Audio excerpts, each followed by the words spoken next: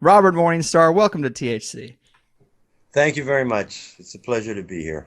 Yeah, man, thanks for doing this on such short notice, so close to the big conference. I mean, I've been listening to you talk about these subjects for years, man, and I'm always intrigued, and I'm really looking forward to seeing your presentation if I can get away from my booth for a little while.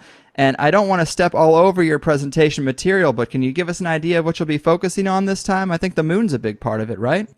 The moon is a big part of it. I'm going to take the audience on a journey to Mars and then back to the moon. And then when we come back to Earth, I expect that everyone's going to have a totally new consciousness. That's my goal. My goal, when I was invited and I heard the name of the event, the idea of the breakaway civilization, my instant reaction, my first phrase to myself was, to have a breakaway civilization, you have to have a breakaway consciousness. Mm-hmm. And I proposed that to Jeroen van Straten and Henrik Palmgren, who are the organizers, and they like the idea. And this is the thing that we need to expand our consciousness in order to comprehend the magnitude of what awaits us, both on Mars and on the other side of the moon. And what awaits us is a presence that has been there, I believe, since what we would say time immemorial. An intelligence that has been interacting with mankind, or intelligences. There are several. And some are pro-human and some are anti-human. And that's my concern, that there is not a clear distinction as to who the players are on this very high level of contention for the resources and lives on planet Earth. Yeah. So that'll be a trip to Mars. We're going to explore the Dingo Gap, Martian junkyard. And I expect to show some remarkable work from some of my teammates. Teammates that are people who have been in contact with me for a while, or a long while or a short while, but who see eye to eye with me and who see with the same kind of vision, which is, I like to say that God gifted me with two great things, 20/20 vision and a 20/20 tongue, which means I see what I see and I say what I see, and that's the way. And if I'm wrong, I welcome corrections. Course corrections are very important. To be wrong on a couple of things is not a failure. To be wrong, be shown you're wrong, and stay wrong, that's a failure. And sometimes I like to, people think that if you get one thing wrong, you're totally discredited. I'd like to remind people about school. When you Yeah. tests, if you got it from 100 to 90, you still had an A, even though you got, 9 questions wrong. And then you worked your way down. It's not a total loss to be wrong about some elements. Right. But to be self-deluded, to accept falsehood as truth, as our fellow citizens have for 50 years, since the time of the assassination of President Kennedy, Mm-hmm. who was and remains very dear to me, my mentor, you might say, Yeah. my spiritual guide. So I want to break that mind control apparatus by showing people what has been hidden from us for 50 years in the JFK assassination, for 42 years with regard to the Apollo photographs. Oh yeah, I think it's going to be great, man. I mean, and you're right. It's super tough to be 100% accurate when you're dealing with this level of deception. It's a process. It's hazy, but I think you do a great job, man. Thank you. No problem, man. And in terms of the moon, I think it is so interesting because I hear these stories about what might be on the far side of the moon and where the moon might have come from. And you have all these airbrushed NASA photos. And Right, some researchers go so far as to say that it's a hollow artificial space station. right. And that seems really far out. But I Yeah. wish I could just get up there and see for myself because you can't trust anything anymore. I agree. I agree. I unwittingly went along believing everything that NASA puts up on its pages. And in recent months, I've had a lot of contention. I have a troll, and I have a couple of these trolls and gremlins that follow me around on my internet site, on Facebook, and they try to sabotage my work. and throw monkey wrenches into it. But unwittingly, in trying to prove me wrong, these same people have sent me links to say, see, you're wrong, ha ha ha. And I opened up the link, and guess what? The links they sent me led me to the discoveries that I'm going to be exposing or showing. And you know what? Debate is important. Harassment is not fun. But when somebody starts to harass you and bully you, because that's what it is, it's internet harassment and bullying. And when people get together in groups, it is a crime, and it's called predatory gang stalking. Mm-hmm. I'm very up on this because it's happened for so many years. People didn't have a word to wrap their heads around or label what was being done to them. But the term is predatory gang stalking. And it's become a modus operandi, a standard operating procedure in government, in bureaucracies, in corporations, and just in general society. Flash mobbing is a form of predatory gang stalking, where a group of people will say, hey, we're going to hit that store, everybody show up, or, we're going to ransack this, like they do it to Marts, Mm-hmm. Target, and all those places. Anyway, that is a sample of it, and it happens to all of us. So be aware, folks, and you do have recourse. You can go to the FBI and tell them, listen, somebody's really harassing me and messing with my email. And I've done that, actually. I have had good contacts with the FBI. Everybody thinks they're boogeymen, but they really are good, upright, outstanding men. Mm-hmm. And the ones that were involved in the Kennedy assassination were under great duress. And I say to the FBI, I thank you very much for all the work you do and all the work you've done to save my life a couple of times. We can get into that. The FBI helped me when I had a very serious problem flying in a single-engine aircraft over Kennedy Airport, of all places, where all of my electrical systems went out. Wow. Radio, navigation, landing gear. Fortunately, the airplanes are set up to keep running, even when the electricity, because they have magnetos, so they keep running. But everything else was shot, and I made it back to the airport thinking that I was going to have to make a landing on the grass because the retractable landing gear was up, and when I pushed the switch to get it down, it wasn't locking in. You're supposed to get 3 green lights when your nose gear and your wing gear is locked in place, and they were just swinging. And I said, oh my God, I think I'm going to have this one on the grass so I don't destroy the airplane. But fortunately, I found out that the FBI had followed my plane all the way to the airport and had warned the airport that I was in trouble.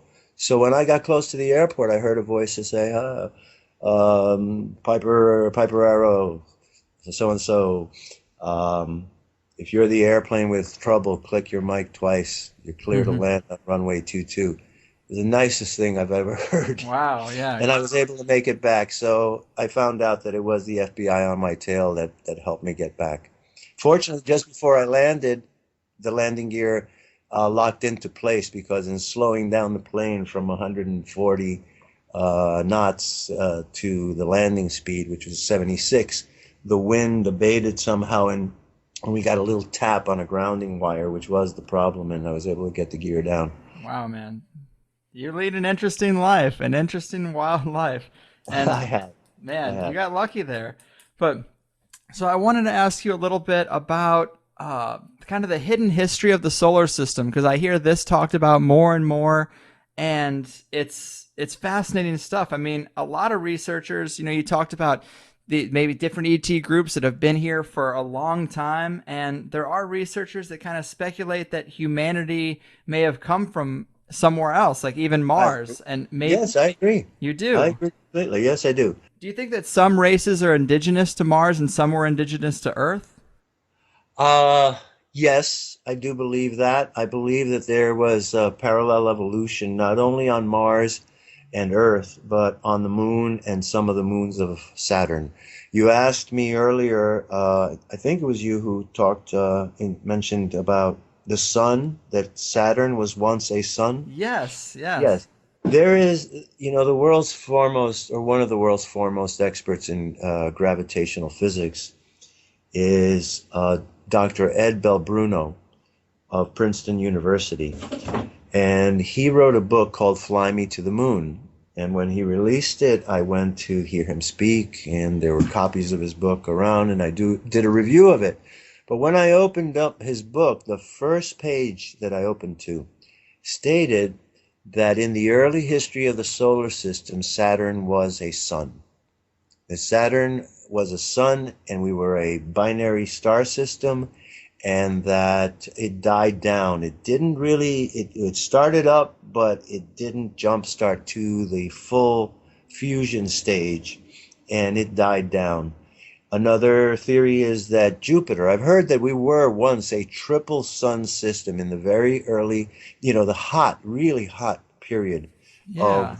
of the evolution of the solar system, that Saturn, Jupiter, and our sun, Sol, where we comprise a three-sun system. If that is true, then you can see that Jupiter and Saturn would have been mini solar systems, with little Right. minor, they would have been minor stars and to our major star, the sun. And as I say, God only knows what he could cook up in that primordial soup with 12 moons on Jupiter and 11 moons on Saturn. One interesting thing about Saturn that I will share with you now. In 1949, Project Sign, which became Project Grudge, which became Project Blue Book, was concerned with the UFO problem and the problem of these giant motherships that had been observed taking positions in equatorial orbits around the Earth.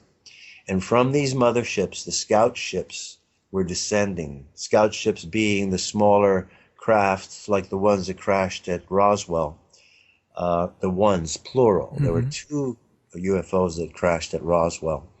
And one landed in the Foster Ranch, and the other one landed in the plains of St. Augustine. A great book has been written by Arthur Campbell regarding the recovery of artifacts from the plains of St. Augustine. And I recommend that to everyone. It's the most profound and thoroughly scientific book that I believe I've ever read or seen on the Roswell crash. And they found pieces of high density polyethylene, which along with certain metal fragments, which seem to have components of otherworldly molecules. So I recommend the UFO crash on the plains of St. Augustine or Augustine by Arthur H. Campbell.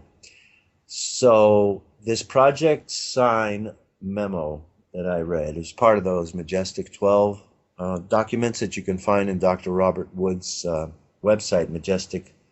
Majestic 12, I believe, is the website, majestic.com or org. Either way, the statement was this, that the United States government, the United States Air Force, Department of Defense had enlisted the top astronomers and the top astronomical observatories, to try to track the UFOs to see where these fleets of UFOs were coming from.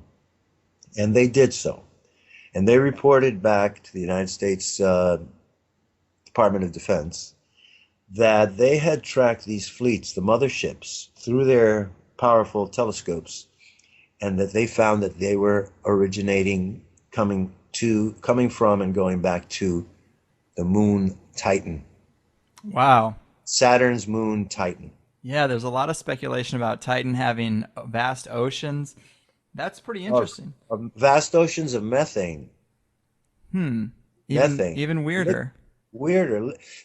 Titan looks more like planet Earth, topographically speaking, than any other of the moons or planets that we've explored.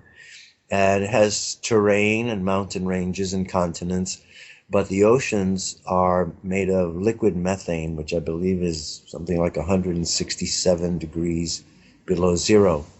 And of course, we believe that no life can exist in such climes.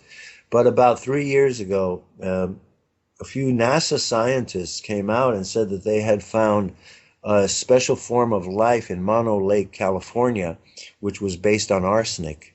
It was a cell or culture that reproduced itself, and its metabolism and its life cycle was based not on carbon, but on arsenic, of all I things. do remember seeing that. Yeah, very Yes. odd. Well, this and the premise of this revelation was her name was Dr. Wolf, and she had hyphenated names, but I don't remember Dr. Wolf or Wolfson. But she said a very interesting thing. She said the important thing about their finding was that the search for life as we have conducted it for the last 40 years, life on Mars, life on the moon, life anywhere, has been conducted through too narrow a window. We've been looking only for carbon-based life. And this showed that there is another form of life that was based on arsenic. And then she made the most amazing statement. She said, now this life form cannot thrive on Earth because the temperature is too hot. It needs all of its energy just to maintain its steady state. So it cannot expand, propagate, reproduce. It just has to keep accumulating the arsenic to maintain its steady state existence. However, on another planet where the temperature was much colder than Earth's, and she then said, perhaps on some place like Saturn's moon Titan, where the Huh. temperature is 167 below zero, it might be possible for such an organism to thrive and propagate. Wow. That was an earth-shattering statement. And really the important thing was pointing out that perhaps the paradigm is wrong, that our assumption that all life, any life, must be based on the carbon is a fallacy. It's an erroneous assumption. So they called for reviewing all the previous work that we've done and to start expanding, opening the window a little wider in order to see whether or not we missed something. With regard to this, I'd like to say that there's a Dr. Levin who was in charge of the Mars Viking Life Research Project, and they claim to have found life in back in 1976 when Viking landed. They did an experiment, and the experiment was to scoop up some dirt and to drop in some nutrients that had a little bit radioactivity in it.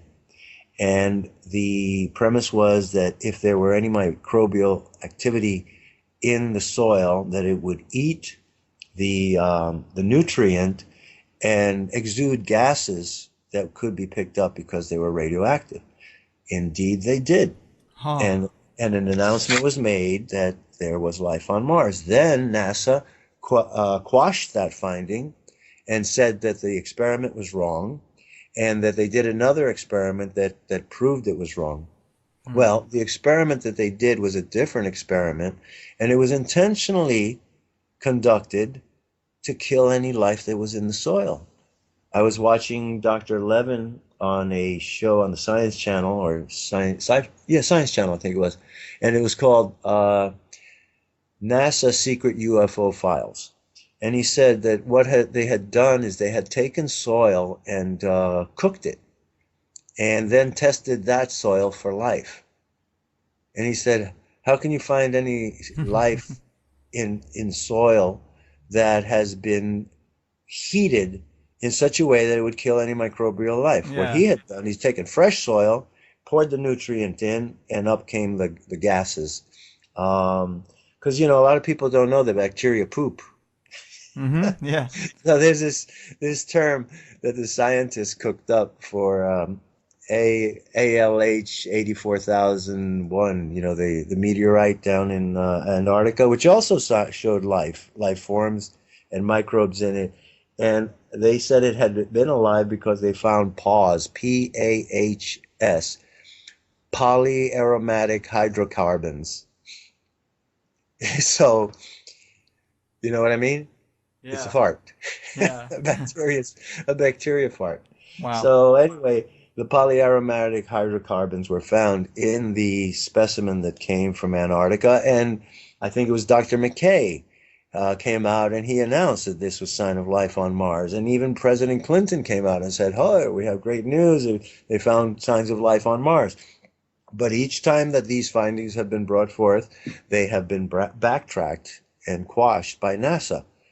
And this decision was made a year before we took off for the moon. In 1967, a decision was made officially at the highest levels of NASA and the highest levels of government that if we should ever find any evidence of life, previous life, present life, previous civilizations, higher intelligence civilization, that the world should not be told because it would just be too disruptive to the social, economic, and political fabric of the planet. It's so weird, and I think that's such a fallacy. I don't think that's necessarily true. But I wanted to get back to or just touch on the Saturn and Jupiter Sun thing again because this opens up a huge window for me because I have a few shows coming up where guests are going to be talking about the elite or the Illuminati, whichever name you want to put on it, and their worship of Saturn and Jupiter. They have these cults that worship Saturn and Jupiter, and that adds a really interesting layer. And to hear that the UFOs might have been coming from one of Saturn's moons, I mean, maybe this is the big secret that these elite are alluding to in all their symbolism and all their worship. We're talking about a solar system war. I won't call it galactic because they're not from other stars. I don't believe, you see, I believe this story about them being interstellar travelers. Yeah, there might be that, but it's really not necessary. I've always said I believe the Greys are local yokels, parallel evolution, maybe some kind of silicon-based life that evolved on Titan or some other planet. But what I was going to say, the legends tell us what happened. Mythology is not something that's not true. Mythology is something that contains an essential truth to be transferred in the simplest form possible so that the truth is maintained or the fact is maintained. And what we're talking about is the war between the Olympians and the Titans. The Olympians being the people from Jupiter and the Titans being the ones from Saturn. Wow. That's what I believe we're dealing with. A war that occurred perhaps also involving Mars. I know that Mars was destroyed by a cataclysm of such incredible proportions that when I saw the after effects, I felt fear and dread in the pit of my stomach. It's interesting that your logo here, the HigherSide Chat, has the microphone with an eye looking over it. Well, the eye of Mars is a phenomenon that's been seen for over 100 years. Percival Lowell wrote about it. And nobody could explain what it was. But in 2003, I got to see Mars at its closest approach to planet Earth in 60,000 years through a very high-level telescope, 128x super Plaza lens, which made Mars look 128 times closer than it was at its closest point in 60,000 years. Make a long story short, let me just describe it this way. What I saw through the telescope would be like you going out any night if there's a full moon, looking at the full moon, which is 250,000 miles away. Okay, so 38,000 miles divided by 128 comes to about 271,000 miles. Mars is twice as big as the moon. So I saw through the telescope something that you might imagine if you went out and looked at the full moon one night. That's 250,000 miles away. Imagine another object in the sky that was only 20,000 miles farther away, but twice as big as the moon. Wow. Okay? Yeah. So that's how big I saw Mars. And when I saw it in one eyeball full of light and darkness that Mars was destroyed overnight. Its ecosystem was utterly devastated by asteroid impacts. And the asteroid impact that I'm talking about cracked the planet, created the Valles Marineris, that trench like Grand Canyon from San Diego to New York, 4 times deeper, 18 miles wide, as well as creating an uprise of mountains or highlands called the Tarsus Bulge. So when I saw this, I realized, oh my God, in one night, like the story of Atlantis, Mars may be a primordial recollection of Atlantis, or it's a cycle that civilizations rise and fall both on continents and planets, and they are destroyed by natural events. Be that as it may, whichever it is, I saw these things. I saw the Hellas Basin still steaming. It seemed to me that one really frightened me. I saw that one the night before I saw the Eye of Mars. Huh. And that is steaming. I saw vapors rising out of the Hellas Basin, which is about 600. It's an elliptical impact crater, asteroid impact crater, that's 600 miles on the long axis of the oval. And it looked like it was full of vapor, and it was fuming and smoking, and it looked to me like it had just hit. Another frightening thought. And I could see rainbows glimmering over the surface of this fluid or this vapors. I could see the edges rising and falling like water does at the side of the ocean when waves are coming or the tide is going and coming. And I could see the striations of the well, the basin itself, and it looked like what we see in the Grand Canyon.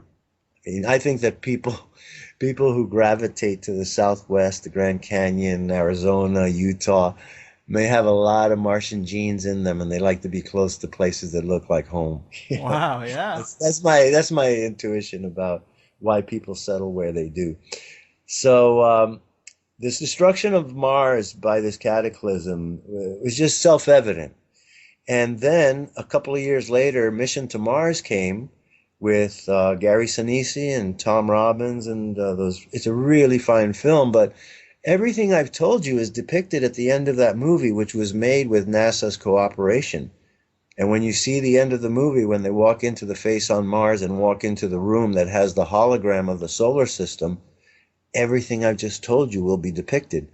As a matter of fact, the asteroid impact that I've described that created the Eye of Mars in the region called Solus Lacus, that asteroid goes right under Gary Sinise's armpit, and it's blown up, and the rendering is fantastic.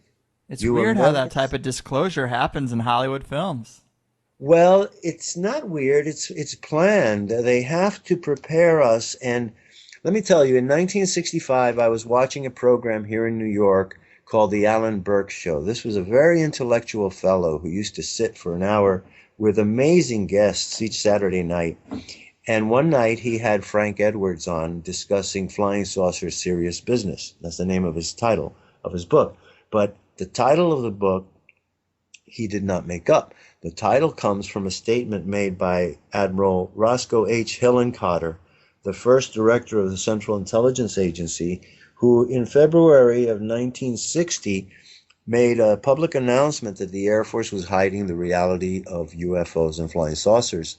And he said that the Air Force was secretly harassing airmen and Air Force personnel to keep their mouths shut, forbidding them to talk, threatening them with legal action and punishment if they should divulge that UFOs are real. And the phrase that Admiral Hillenkotter used was, in the United States Air Force, flying saucers are serious business. So Frank Edwards dropped the R, and he just called it flying saucers serious business.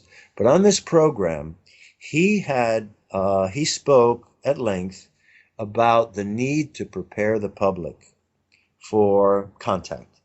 And he said that the CIA was well aware of the extraterrestrial presence and flying saucers, but that they felt that revealing it to the public in 1960, about 1960 to 65, which was just 20 to 25 years after the War of the Worlds panic that occurred when Orson Welles did his show, that the government was very concerned that it might create a social upheaval, loss of faith, collapse of religions, economic hardships, and that it would depress the scientists, the engineers, and the doctors so badly that they might not even get up to go to work the next morning. Huh. I'll talk about that paper a bit later. But the more important point was this.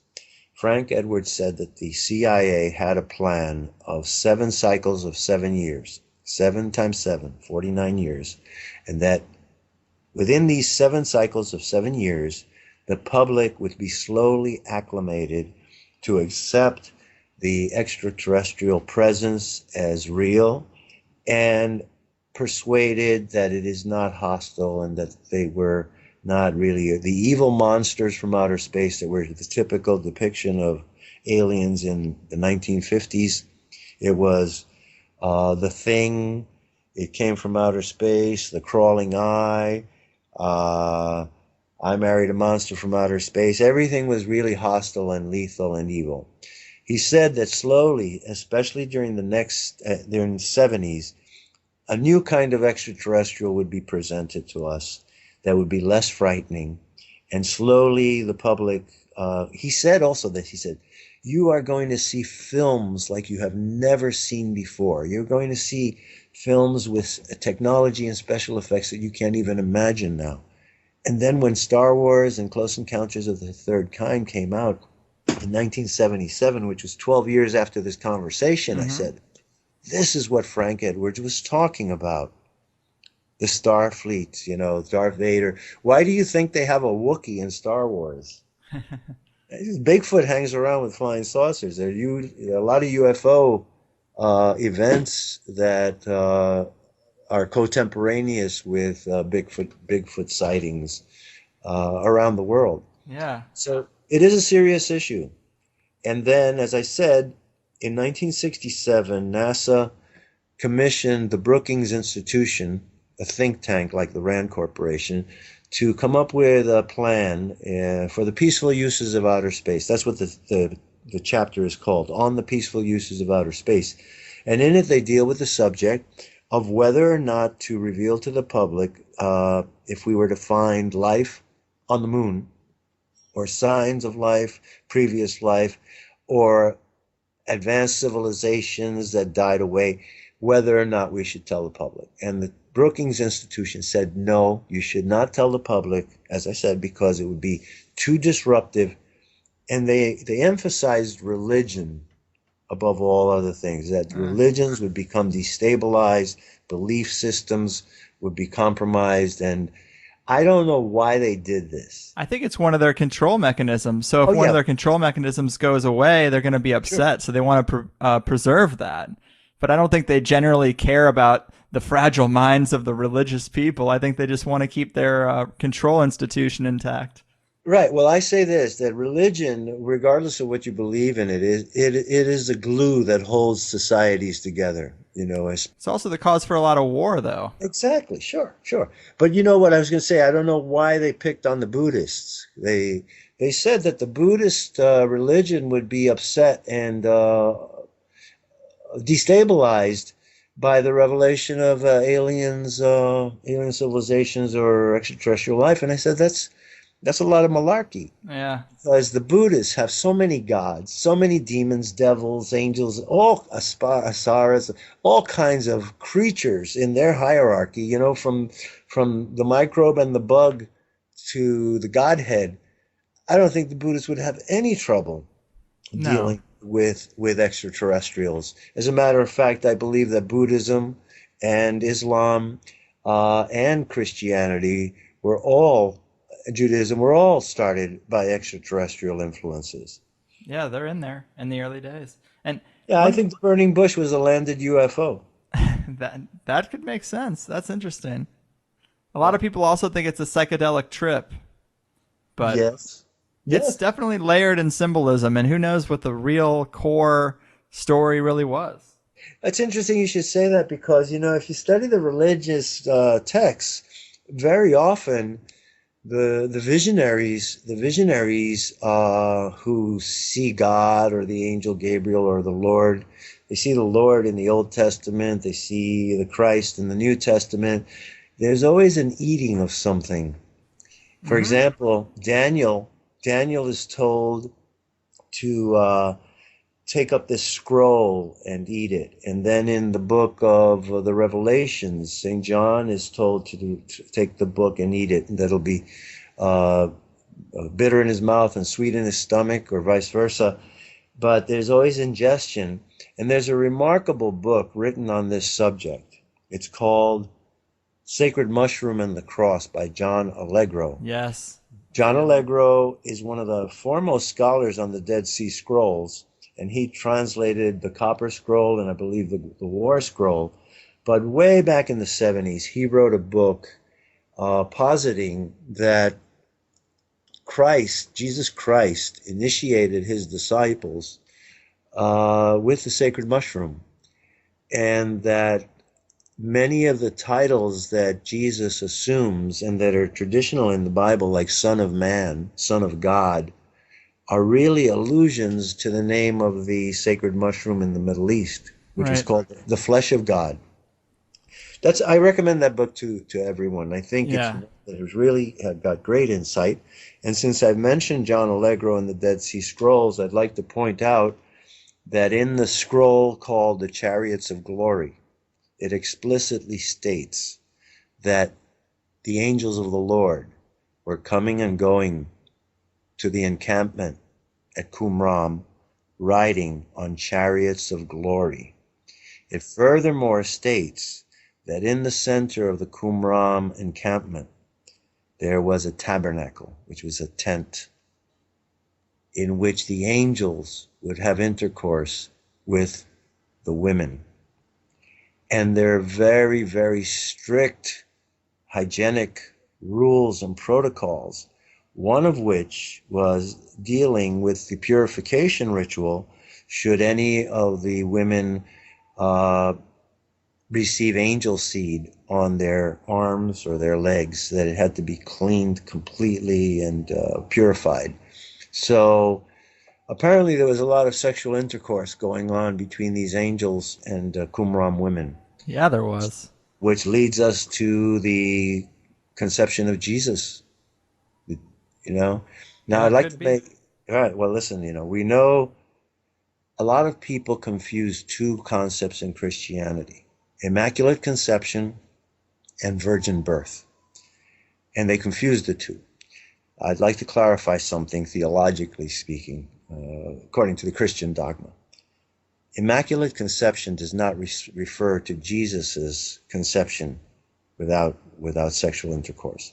Immaculate Conception refers to the conception of Mary's soul as the purest vessel, held since the beginning of time by the Godhead in secret, in a sacred place where her soul could not be contaminated, because she would be the repository, or the one who would bring the Messiah to earth. Virgin birth, this is what we today would call artificial insemination. So the inference is that Mary was preserved from the beginning of time to be the purest vessel to conceive the Christ, but the Christ himself was conceived without sexual intercourse, and so we would call it artificial insemination. An interesting symbol is to be found in the Quran. The Quran tells the story of Jesus' conception and the coming of the angel Gabriel, and parallels the Christian, except it makes one statement that the Christian Bible does not. It says that Mary conceived because the angel Gabriel blew the word of God with a trumpet into her ear.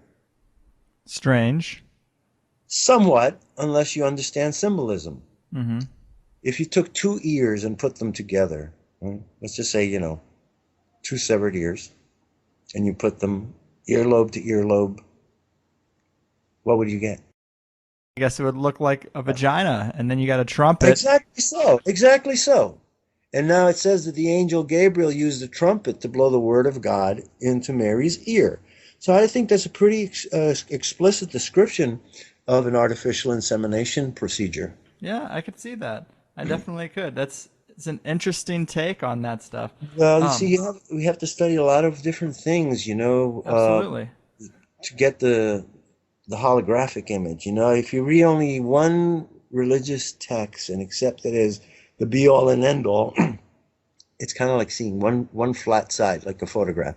Yeah. But you read many or scores or hundreds, and you start to see from all these different angles, then you get what I would call a hologram. You can walk around the subject, look under and above it, and see with depth into it. Hmm. So I think all of us are part of this mystery, and all of us contain that same seed. Yeah. People, people are really in shock these days, and science doesn't know what to do really with this very, very delicate subject of the newest findings in DNA research and the discovery that Neanderthal man was not human. Okay? Yeah. If you look at the tree, you know, the Darwinian tree of evolution, it started with, you know, the proto-hominid and then Homo erectus and then the human. And they believe that the human came down and branched off into, Cro-Magnon and Neanderthal, and that they lived cohabitated, and then Cro-Magnon wiped out Neanderthal. Well, the most recent DNA studies show that Neanderthal was not human. It came down along a different evolutionary pathway. And then Neanderthal crossed with the proto-hominid as it existed in North Africa and in Siberia, and that crossing is what created the Caucasian race. Hmm. And so Africans do not have this Neanderthal gene, and all Caucasians do. Interesting. There's so much fascinating stuff about bloodlines and about the Right. history of these different species that you say some might have even originated off the planet Earth. And we got about 10 minutes left. I kind of did want to get to some of those alien races if we could. Okay. Well, because you mentioned the Olympians versus the Titans, and that's fascinating to me. I mean, do you think those are the Greys and the Nordics? I would think so. I would think that we can't even imagine, what it really was. This is talking about spiritual warfare, yet it demonstrates and describes tremendous technological power. As a matter of fact, before Homer, the Theogony was written by Hesiod. Hesiod's Theogony is the origins of the gods, and you will never, ever read a more explicit description of an atomic bomb than the point at which Hesiod describes Zeus destroying the Titans with his thunderbolt, his lightning bolt. You read that passage and you are reading a description of Hiroshima. Right. Which Yeah. brings me to another subject. Since we do have such a short time left, I want to bring it back to the Moon project that I'm going to present at San Mateo at the Secret Space Program Breakaway Civilization Conference. I'm going to be showing photographs taken by the Apollo astronauts in 72, from 68 to 72, showing what is really on the moon, that there are towers, as has been described in rumor and story since the 1970s when I first heard about it. I released a photo to you of a tower that I've named Big Ben Yeah, it's because crazy looking. it's out of this world, literally. And then there is a constellation of space stations that has been orbiting and parked on the far side of the moon since at least the 1960s. And I will be presenting photographs of this constellation of space stations, which were seen and photographed by the astronauts. I sent you another photograph that I dubbed the Moon Racer. I sent you Uh two huh. frames. This is one of the most amazing pieces of film that I have ever seen, and I recently discovered it. And what it was is that one of the astronauts, the astronauts were all really high-tech military men and fighter pilots and Mm-hmm. what I call guys with fast eyes. So one of the astronauts on Apollo 16 saw this thing coming, and he jumped to the window with his camera ready, and he tracked this thing across the moon. And the way I saw it, I could not believe it. It looked to me like Wonder Woman's airplane. Remember Wonder Woman had this invisible airplane, like glass? It had a glass airplane. I know. Hmm. Maybe you're too young for No, yeah, Wonder I know. Woman. But she had a sort of transparent or translucent airplane that would be camouflaged by its see-through appearance. Well, I see this thing racing across the moon, and this astronaut, my God, what an eye and what coordination, because he got this thing perfectly centered in the camera, swooping over the surface of the moon and then rising up past the horizon of the moon into outer space. And for 3 frames, they allowed us to see it. Who is they? They is a good NASA guy who was told, listen, cut this thing out of the film. We can't let the public see this. So what he did is he left the parts in which it is most difficult to discern this spacecraft that I call the moon racer. But he did leave 2.5. I said 3 frames, 2.5 frames intact where we could see the craft crossing the horizon and then fully out of the horizon in outer space. And the 3rd frame shows a cut. And it's literal. It's like a razor cut through the film where it's joined. This film was not supposed to have any kind of cuts because it's supposed to be the intact onboard camera. Yeah, But I'm looking at this is that one of photo the now. It's pretty crazy, and people will be able to see that if you go to the episode where we're talking. If you go to the actual website where I post it on the page, I will also include these photos. But yeah, they definitely make you wonder what's out there. It's a beautiful craft. I've never seen anything as beautiful, as streamlined, as aerodynamic, aerospatially dynamic as that thing. And there is no reactive propulsion. This thing is really moving like a magnetic bullet. And as I see it, I can see how the technology of this craft would involve magnetic fields and you know different polarities on the wings or the nose and the tail. It's a really fantastic craft. So that's Yeah. one of them. The third, I want to point out that this film, the lunar rover, went rambling around in the region of the crater Descartes. And one of the things that really has always bothered me about the Apollo 16 landing and the Apollo 14 landing is that when you see the landing sites from the lunar orbiter photos, it is surrounded by high rising craggy mountains, peaks, partially collapsed domes, and all kinds of structures. And yet, when you see the photos taken from the surface, it looks like flatland. Hmm. And it turns out that NASA has had a very bad habit of erasing all the background stars. They blacken out the sky. They put in artificial horizons. Hmm. And in the fortunately in the Apollo 16, 17 photos that I'm analyzing, some of the stars were not erased. But in the 2 photos of the rover, I say one of them is UFO rising, lunar rover, UFO rising, and then another one says UFO rover, the true horizon or the real horizon. Because I conducted an enhancement on this 1 frame where I found a UFO, looks like a missile being launched. And then when I improved the quality, you could see it's really cylindrical and luminous. And then I did one more operation, which is called equalization. Equalization, the computer finds areas that are really close to each other in their color. For example, all the whites of a certain color, all the grays of a certain, all the blues of a certain hue will be joined. So the 4th photo there of the Apollo 16 shows the real contour of the terrain. You can see those craggy mountains that I was talking about appearing in the background.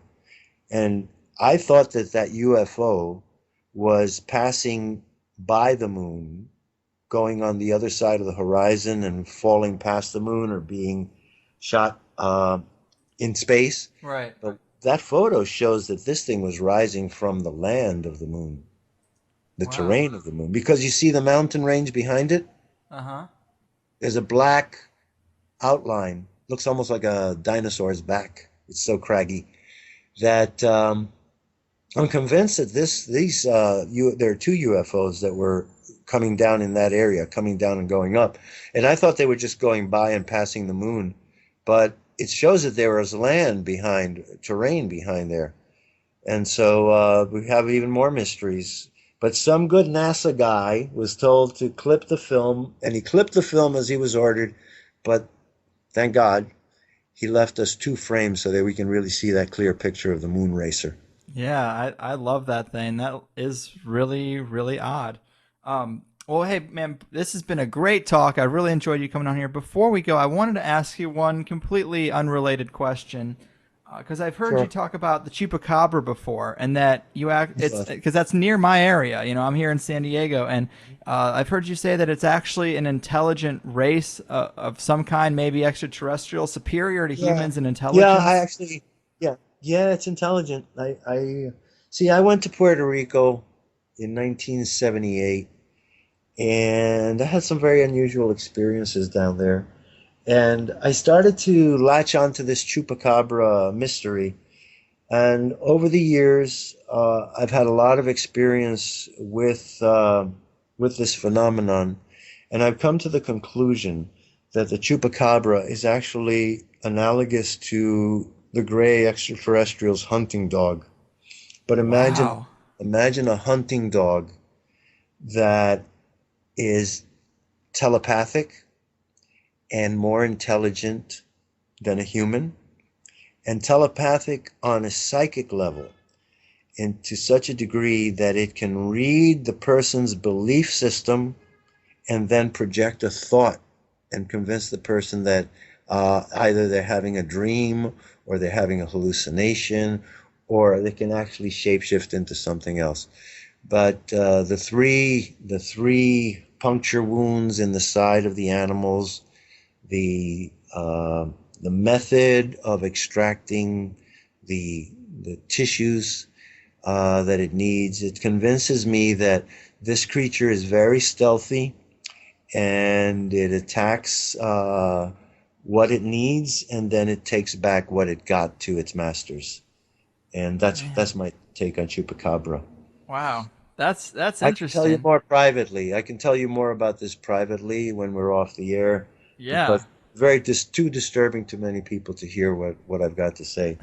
I do believe that they are also involved in the abduction of human beings. That they're the short little creatures that are sent in, Mm-hmm.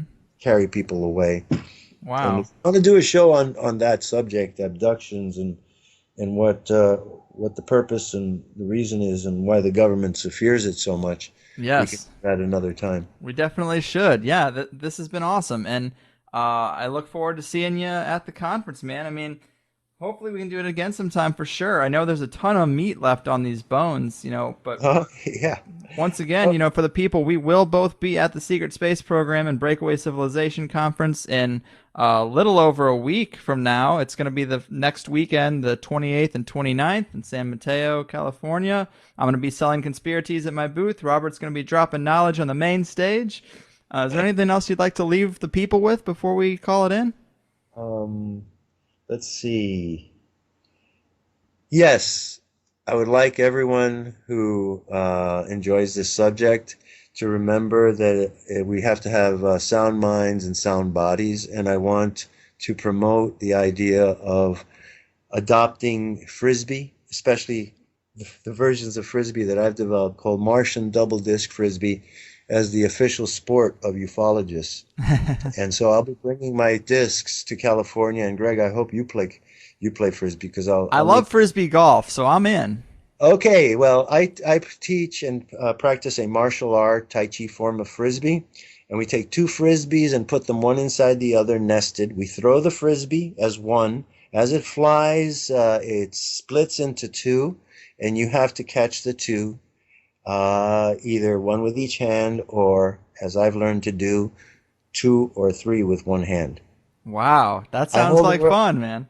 I hold the world records for triple frisbees. We have three frisbees that fit into each other. We sling them and they sail, and you have to make instantaneous decisions and pattern, interception, trajectories to be able to catch three, two, one in each hand, and then the third one with one or the other hand.